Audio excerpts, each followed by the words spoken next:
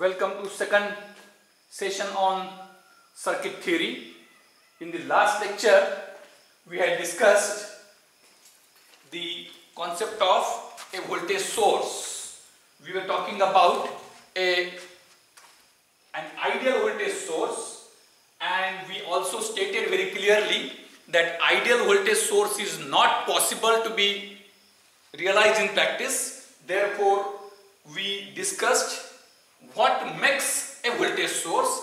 It is an ideal voltage source coupled with a non-separable internal resistance R.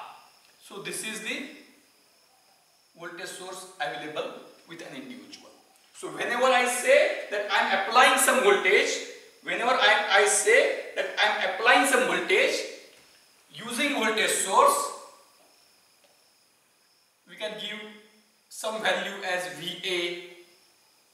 So VA, let it be 5 volt, is the voltage of a voltage source, and a practical voltage source comes in a package. Just like I would like to give an example that an ideal person may not be possible in today's age. It was said that in Satya Yuga these people were in existence. That is debatable, but everybody of you will agree that an ideal person doesn't exist today. So then is it that people don't exist? Yes, people exist. So practical people exist.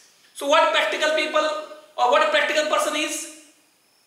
An ideal person which is not expected to have any bad attributes, coupled with some bad attributes, and which are non-separable, means it is not possible for anybody to remove bad attributes from a practical person and make him an ideal person. So bad attributes are non-separable. Like that, a practical voltage source is an ideal voltage source only up to this. Say, an ideal voltage source like this, and non-separable part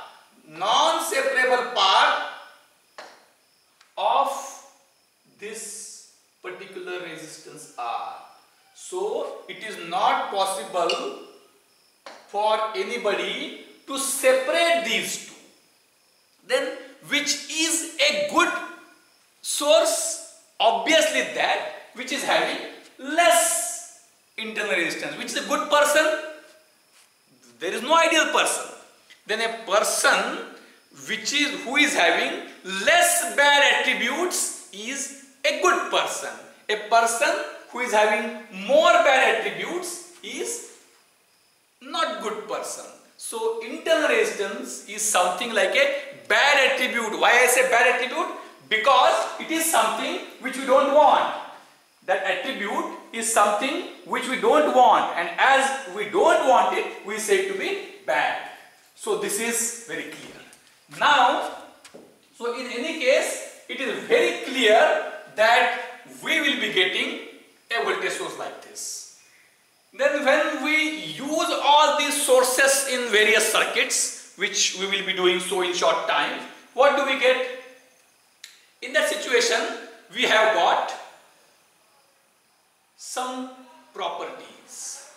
So you will find that, or even in 11th, 12th, in first year in say basic electrical engineering, you might have studied various voltage sources, but those voltage sources you have never come across this R. You have never come across this R except the experiment for finding the internal resistance. You must not have come across the resistance R.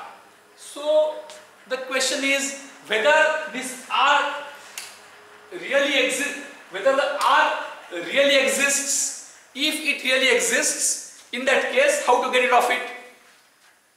In the examples which we solve, say for example, you might have solved some such examples. A combination of, we will go through this in this semester also. and some techniques to simplify the things. Two voltage sources, say 10 volts, 5 volts, 10 ohm, 5 ohm, 10 ohm. And the question can be find out the current I. The question can be find out the current I in the circuit. If question is find out current I in the circuit, in that case, how do you find the current? You use Kirchhoff's laws and all these things. What laws which you use is not an important aspect here. Important aspect here which I want to convey is that you don't consider at all, means till at this moment you are considering the voltage source to be an ideal voltage source. At this moment you are considering voltage source to be an ideal voltage source. So my question is how you can deal with it. Means the main, I again repeat, the main question is, you have said at one point, you will say that I have said at one point of time that ideal voltage source doesn't exist. With every voltage source this R is there. Then why this R is not mentioned in such problems? Is it so negligible that it is not mentioned or what? So in fact, when you have performed some experiments in laboratory, you get a power supply. What that power supply is? Is it ideal voltage source or a practical voltage source? Means my question is, I again sum up, because this voltage source is something on which we must have complete. Now fortunately we are having this new facility. Because of this new facility, I will be able to give you the slides of what I write on this smart board. So the question is that, number one, ideal voltage source is not possible to exist in practice. What exists is always a practical voltage source. If a practical voltage source is existing, then listen very carefully, then description of a voltage source will not be complete unless I specify two parameters. What those two parameters are? I again repeat. Listen very carefully. If ideal voltage source doesn't exist, it is practical voltage source only which you can get. In that situation then, description of a voltage source will not be complete unless you specify its nominal voltage and internal resistance. My question to you, or in fact it is a question which you should ask yourselves, if it is so, in so many problems in basic electrical engineering it may be, or in physics it may be, maybe for JEE you might have solved very complex problems as well. In not even a single such problem, the resistance R was specified, internal resistance R was specified. Does it mean that it is completely negligible? It does not have any effect, or what? Then it's what we are discussing right now is a very practical beauty of human mind. I will explain it in detail because it is quite significant. You might have experimented in laboratory, and in that you get a power supply. You get an equipment called as power supply. On that power supply, voltage is shown, there is ammeter is shown, and there are two terminals, positive and negative, and in between there is a knob with which you can vary the voltage.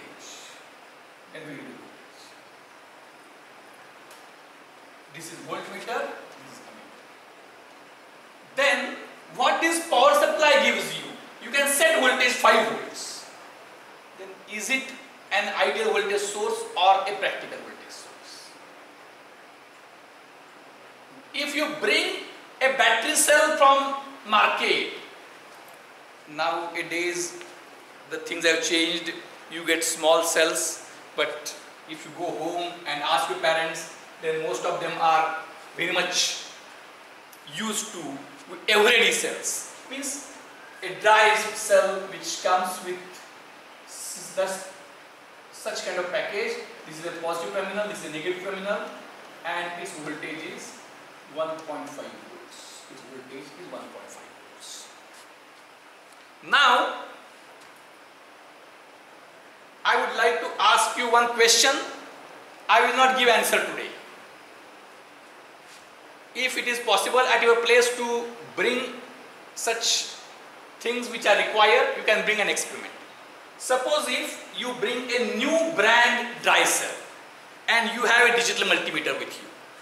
I hope if you don't have, you can bring that multimeter. It is hardly 500-600 rupees.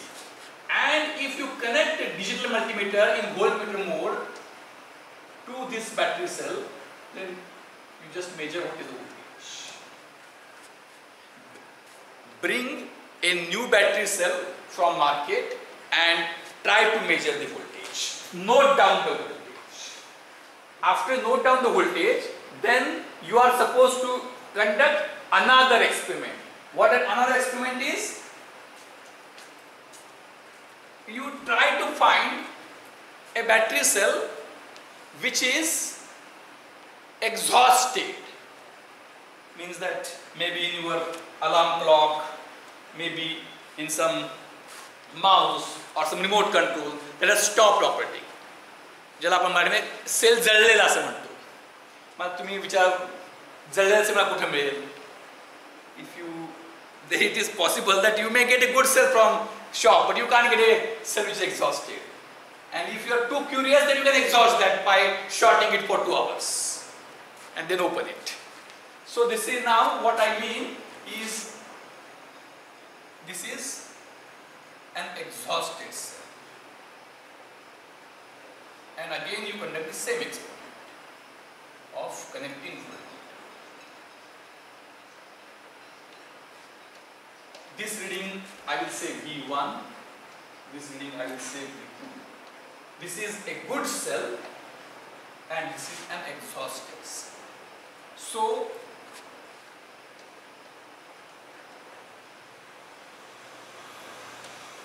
you expect V1 and V2 to be what? Then you will simply say yes, V1 will be 1.5 volts, good cell, and V2 is 0 volts. That is what your answer will be. But it doesn't happen like this. V1 1.5 volts is alright, maybe somewhat more or less in the band, but V2 equal to 0 volts is not correct. Then what I suggest is that not all need to perform the experiment. Few of you can perform, have photograph, share it on the group, maybe on your separate group if you are not admin, and then we will elaborate it during our live discussion session. So this is a very fundamental major experiment which you are supposed to perform and then answer.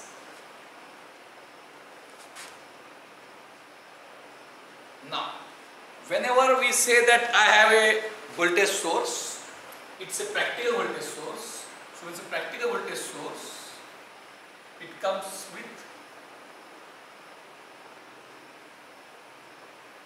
a non-separable resistance R, and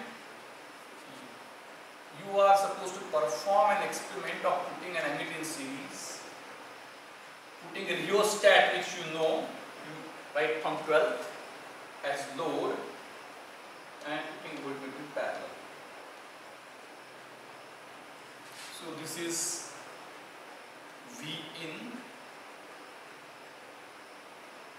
which we set to be 5 volts.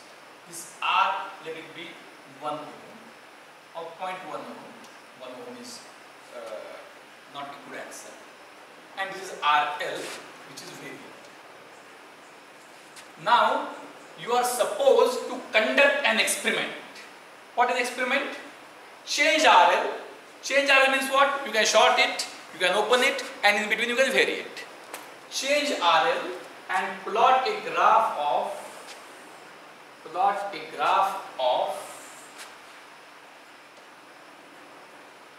IL versus VL.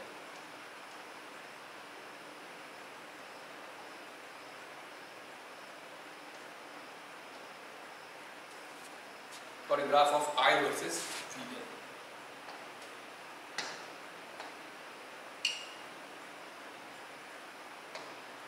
How the graph will look like? When you open circuit. Open circuit means when you disconnect. What will be IL? This is IL. When you disconnect, IL will be obviously 0. When IL is 0, this is 5 volts. No current flows, no drop across resistor, so VL is 5. So this is called as no load voltage.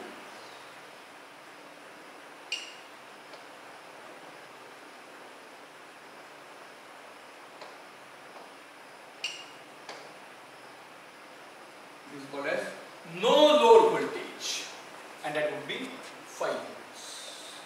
At no load condition, when there is zero load current, there is 5 volts.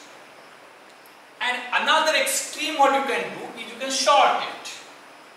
Another extreme is you can directly short it. When you short it, what will happen? This is zero resistance, so zero voltage. And how much current? Current would be 5 volts upon 0.1 ohm, that is 50 amperes. So full load current or short circuit current is 50 amperes. No load voltage or open circuit voltage is 5 volts, and since it is linear device, in between it would be like this. So this is called as VI characteristics of a practical voltage source. This is very important, we are discussing at the beginning. This is VI characteristics of a practical voltage source. Means a practical voltage source consists of an ideal voltage source and a non-separable resistance, which is internal resistance, which should not be there but which is there. And that bad element does not allow the horizontal characteristics of an ideal voltage source. Had this been 0, what would happen? It can never be 0, but had this been 0, what would happen? In that situation, the characteristics would have been of an ideal voltage source. It is the voltage of the voltage source would have always remained 5 volts irrespective of the current which is supplied by the source. So an ideal voltage source should have given these characteristics. But as stated very clearly, such ideal voltage source is not having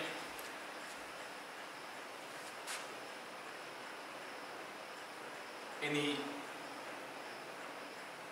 drop in voltage as current is increased. Now, what is the problem with such voltage source? It is a very important thing.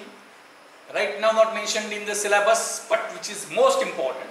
Suppose if that you have such practical voltage source and you want to run a motor, and you have a practical, you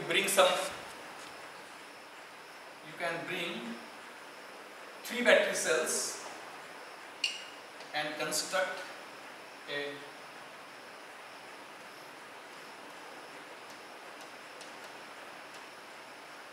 .5 volt power supply, and on this 4.5 volt power supply you want to run some applications, maybe some lamps and some motor. Let this one lamp, another lamp. This is just one application I am telling to give the concept, and a motor.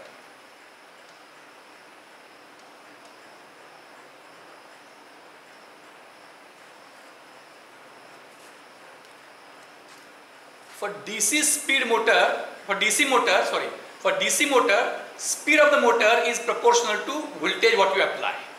Directly when you change the voltage, speed will change. So what will happen? If only motor is connected, if this 4.5 volt is voltage source, not an ideal voltage source. So what we have got here is something like R. So if only motor is connected, what will happen? That there will be some current, some voltage will fall, there would be, or no current is 4.5 volt, or if motor draws some current, then there may be 4 volts and motor will run at some speed. Now if you suddenly switch on this lamp, what will happen? Motor and this lamp will come in parallel and total current will increase. And as total current increases, the voltage across here will fall, will become less than 4 volts, maybe 3.5 volts. And if you switch both the lamps, then in that case it may become 3 volts. It may become 3 volts. So in that situation, what we will find is the speed of the motor will drop down. And if you again put 1 or 2 lamps off, speed will increase. So that is something which should not happen. So what we are finding is that because of non-availability of an ideal voltage source, I have to work with practical voltage source. Then when I work with practical voltage source, the voltage available to me changes depending upon the current what I draw, and that I don't want. I want constant voltage. So you again say that you are again claiming, or you are again specifying the requirement that I should get an ideal voltage source which I can't get, right? So I clearly redefine the problem. Number one, that ideal voltage source I can't have. Ideal voltage source I can't have. If ideal voltage source I was having, then I would have got constant voltage. I have to work with practical voltage source. When I work with practical voltage source, voltage available to me is function of total current drawn from that source, and because of that voltage changes. And especially for some applications like motor speed, bulb intensity, it may be less or more, that is not so critical. But speed is something critical in some applications, and if that is changing, that is something which is not permissible. So I should have a constant voltage. I should have a constant voltage available to me, irrespective of whether there is load, how much current is drawn, less or more. So I think let us forget of the motor. I simplify the task of very straightforward application. You have got a practical voltage source of some volts, let us say 5 volts, though need of 4.5 SI, and obviously it is, or let us say 8 volts.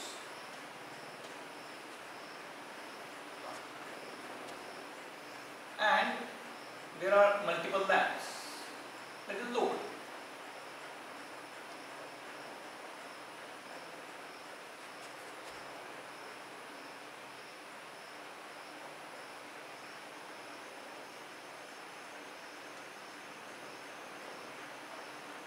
And there is voltage.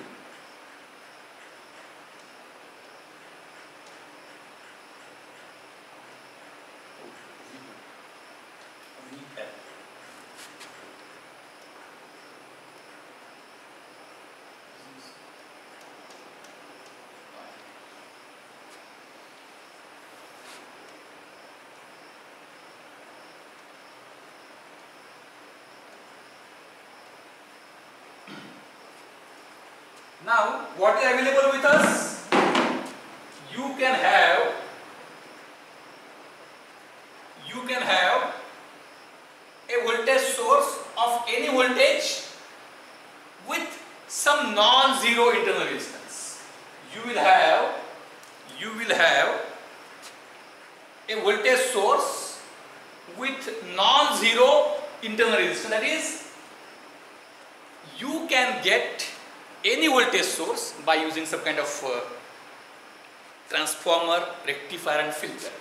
You can get some voltage source, any voltage source, but with R, means we can't get it of this R. And what is the requirement? So what you can get some non-zero R and any voltage which you desire, 8 volts, 10 volts, 12 volts.